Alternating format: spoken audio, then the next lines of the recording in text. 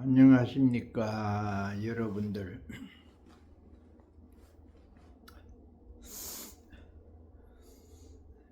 지금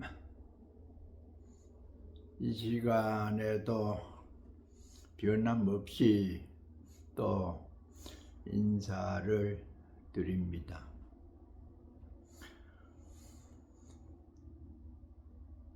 이 은근하게 여러분과 만나게 되는 녹화하는 시간이 기다려지고요. 왜 그럴까를 생각을 해보면은 이런저런 말씀들을 여러분들과 함께 나누는 이 녹화하는 시간이 저에게는 상당히 즐거운 느낌이 있어요. 왜 그럴까를 가만히 생각을 해보니 아마 뭔가 제가 기억하고 알고 있는 범주 내에서 전해드리고 싶은 어떤 그 생각을 여러분에게 토로해서 끄집어내는 그것 자체가 좋아서 그런지, 또 아니면은 그 심중에 있는 어떤 것을 토로해내는 그 자체가 뭔가 뿌듯하게 다가오는지는 확실하게는 몰라도 이 녹화하는 시간이 상당히 즐겁게 느껴지기 때문에 이렇게 지속이 되는 것 같습니다.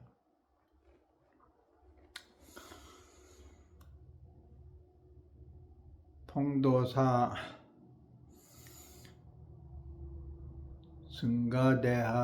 성가대학에서 그렇게 공부를 이어나가는 시간이 계속 됩니다.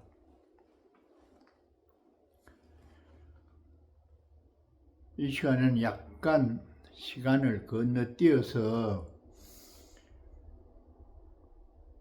참선에 대한 말씀을 어제 드렸기 때문에 실질적인 것을 말씀을 나누고자 합니다. 1973년도입니다.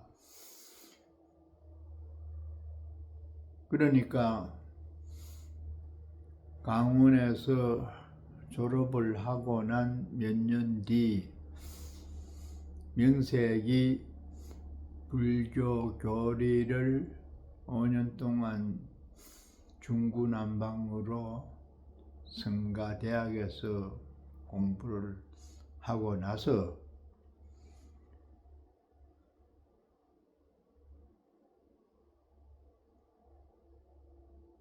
그 해에 새벽에 도망을 가듯이 걸망을 쥐고 간 곳이 인천 용화사 정강 큰 스님이 계시는 곳이었습니다. 그곳에 방부를 드리고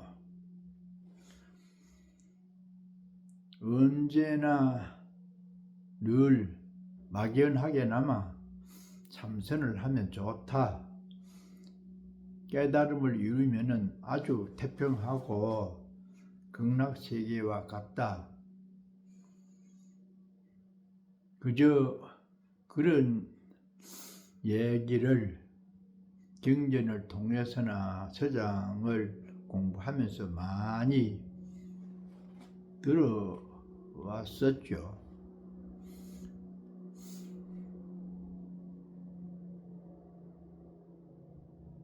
그래서 그러한 이론을 실천에 옮기면서 저 스스로의 이 어떤 마음의 평화를 얻으려고 그곳에 가서 공부를 시작합니다. 겨울 안 거니까 공부하기가 더 좋습니다. 주로 선방에 있는 시간이 많고 또 약간 추워야 정신이 맑아져요. 너무 덥다든지 너무 추워도 그러는데 추우면은 방 안의 온도를 조절해서 적당한 그런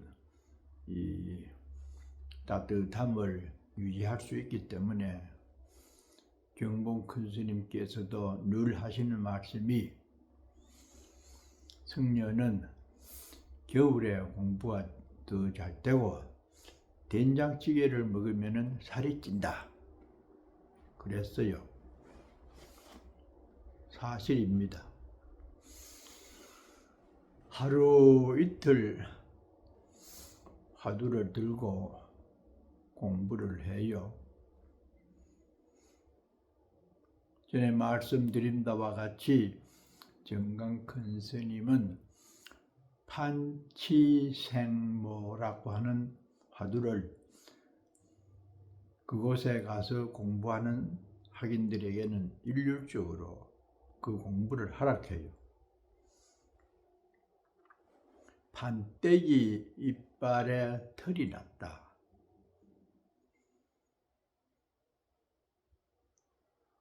어떤 학인이 조주 스님께 부처님이 말씀하신 핵심 내용이 무엇입니까? 물었을 때에 조주의 답변이 판치생모.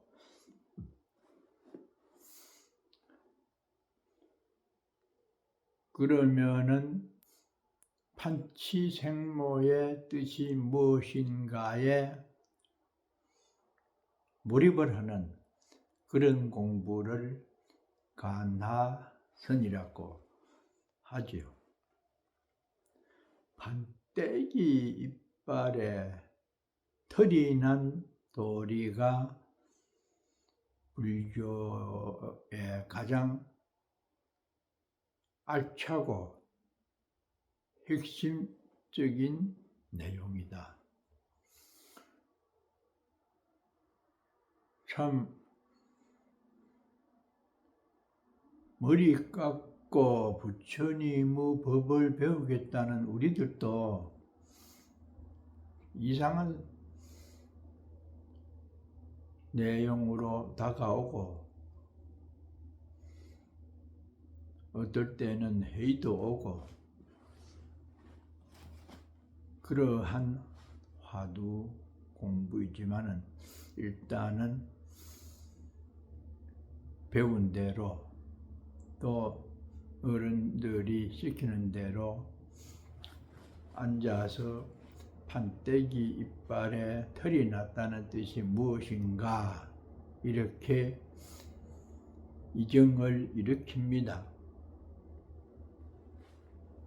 그런데 선언에서의 분위기는 확실히 달랐습니다. 우선은 강원에서 글을 배우면서 있었던 통도사에서의 일상과는 전혀 분위기가 달라는 것이 첫 번째는 어떤 일에 매달리지 않았고요. 전혀 할 일이 없잖아요. 큰절에는 제사도 지내야 되고 청소도 해야 되고 공부도 하고 일상생활이 사실은 내용으로 보면은 일반 사회생활과 전혀 다르지 않았어요. 너무 분주하고 또 인사치레라든지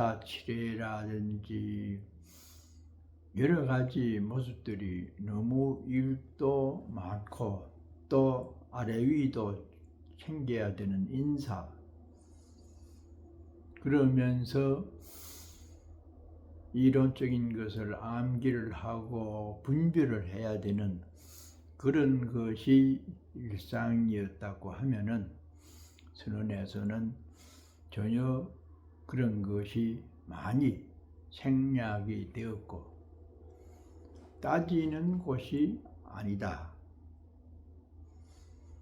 근본적으로 그런 것은 내용으로도 참선하는 사람들은 따져서 이해하면서 무엇을 배우려고 하는 것을 배제해야 된다. 또 실지가 그랬고요. 따지지 않습니다. 따지는 것은 그르니 옳으니 또 더 많이 알려고 파고드는 그런 논리적 추구가 중단이 되어야 참선이 바르게 된다고 하는 그것이 바로 이 화두 참선을 하는 기본 자세잖아요. 알려고 하는 생각을 일체에 접어두고 도리어 화두라고 하는 명제를 통해서 알 수 없는 일념에만 몰입을 합니다. 그러다가 보니까 말이 적습니다. 을로 말길이 끊어지고 또 심행처 마음길도 끊어져야 참선을 하는 사람의 마음 자세다 그러잖아요. 어느 도단 심행처멸 그런 등등의 살아가는 분위기가 강원이라고 하는 큰절 통도사와는 전혀 달랐어요. 그러면서 하루에 8시간 정도를 명상을 합니다. 새벽 2시간, 오전, 오후, 저녁 한 20여 명의 승려가 살아도 사람이 사는지 모르는지 그럴 정도로 분주하지 않고 말이 적은 그런 상황에서 오로지 대면하는 것은 판치생모라고 하는 알 수 없는 뜻에 매달립니다. 하루 이틀 3일 이렇게 공부를 하면서 용화사의 특징은 새벽마다 예불이 끝나면은 조실 큰 스님께서 공부를 지어가는 법문을 하십니다. 그것도 상당히 수행에 도움이 돼요.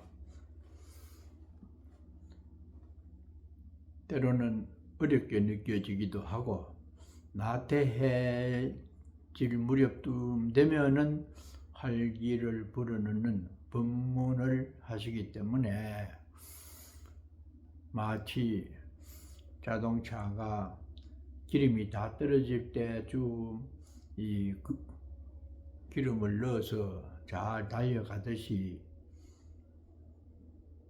자주 공부하는 방법에 대해서 이 얘기를 듣는 것이 초학자에게는 상당한 도움이 됐어요. 그렇게 분주한 일이 적고 말도 줄이면서 하루 8시간씩 오로지 알 수 없는 화두와 마주합니다.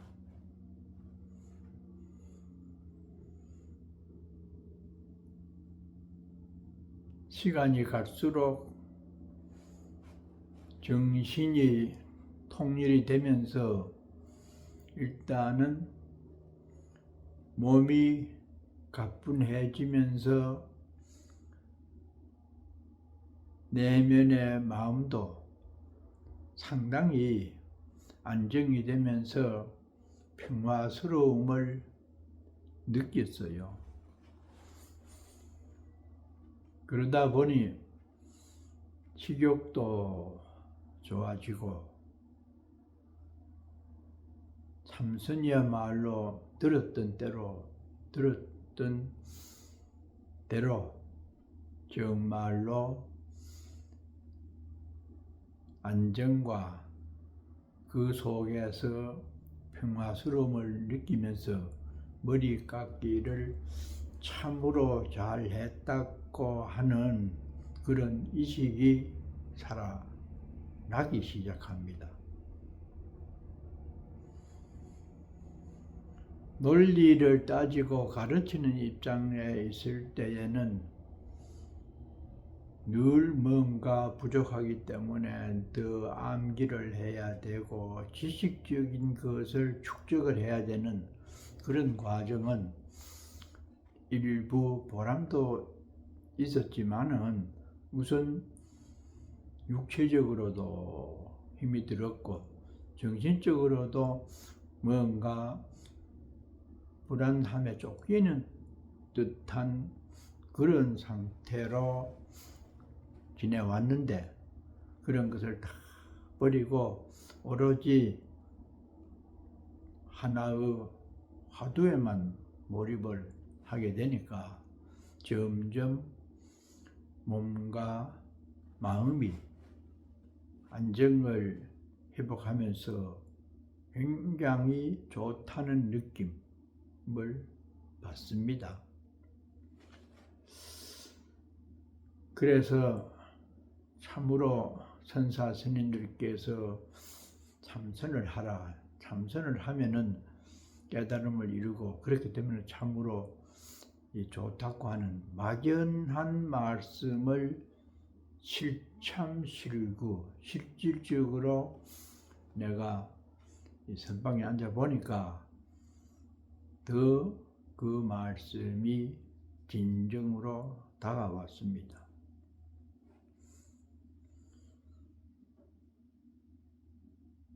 그렇다가 보니 참선을 하니까 왜 그렇게 안정감이 있고 좋게 느껴질까? 그럼 그 상태가 어떨까? 그것은 본인만이 느끼는 마음 속의 그 어떤 느낌이죠. 다만 경전이나 어록에서 물을 마셔보는 사람이 물의 온도가 어느 정도인지는 자기 자신만이 알 뿐이다.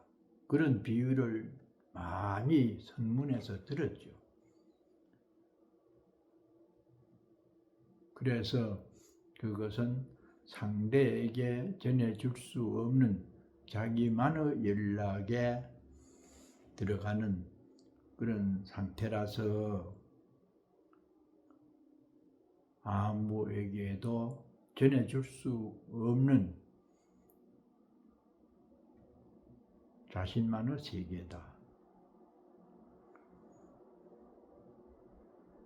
이제서야 부처님의 법을 배우게 된 이 인연이 정말로 고맙고 뜻깊은 그런 것이라는 것을 느끼게 되면서 여러 가지 상황에 대해서나 지나간 불편했던 일들에 대해서도 너무너무 고맙다는 생각을 하게 됩니다.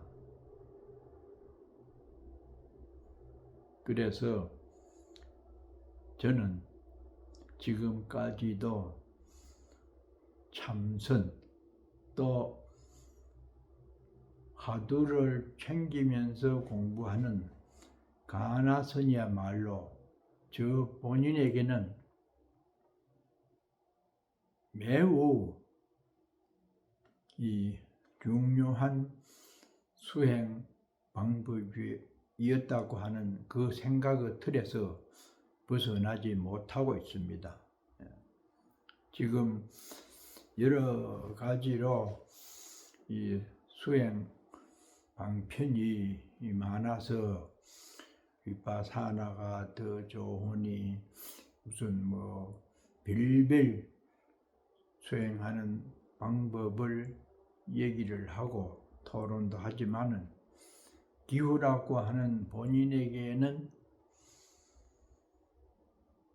화두를 하면서 공부를 하는 것이 나름대로는 제일 좋겠다고 하는 생각을 하고 있습니다. 사람은 누구나 자기가 경험하고 느낀 그 세계에서 벗어나기가 힘이 들고 그것이 때로는 주장이 되어서 그 아집을 불러일으킬 수 있는 요소도 되는 일이 있겠습니다만은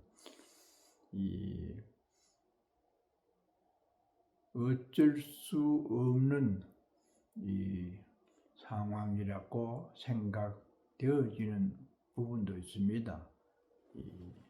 그래서 중요한 것은 이것이 제일이다, 저것은 안 된다고 하는 어떤 상대성에서 지나치게 그 부분만을 주장하는 것이 불교의 이론이나 실제 경험을 하면서 대인관계를 도모하는 이 분야에서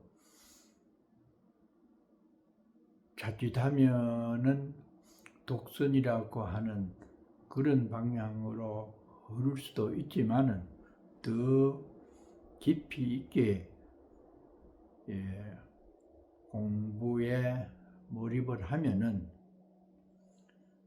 그런 독선적 주장이 승화가 되면서 자기 이견을 제시를 하고 남의 말도 경청할 수 있는 폭넓은 또 더 깊은 정진력이 형성되면은 그곳에서 지혜가 창출이 되고 또 자비도 함께 나와지는 그런 살아가는데 아주 행복감을 느끼게 되는 그런 상황으로 수행을 지속할 수 있다고 하는 생각을 하고 있습니다.